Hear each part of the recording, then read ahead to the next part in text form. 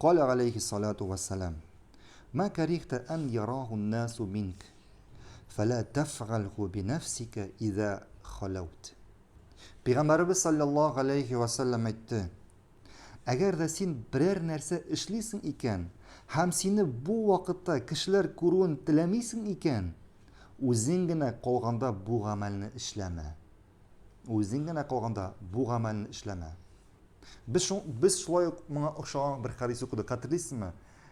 Peygamberimiz sallallahu aleyhi ve sellem aytdi, agar sen nindidir amal ishlagandan so'ng bu amalni kishilar biluvini tilamasang, demak bu gunoh dedik. Demak bu gunoh dedik. Ham shulay bu hadisda menga o'xshagan, agar sen nindidir amalni ishlaganda mana kishilar ko'ruvini tilamaysan ekan, o'zinggina qolg'achda endi bu amalni ishlama. O'zinggina qolg'achda bu amalni ishlama. Sen kishilar ko'ruvidan uyalasan. Sen tilamaysan bu amalni kishilar ko'ruvin. Uyaluda haqliroq kishilardan kim? Allah.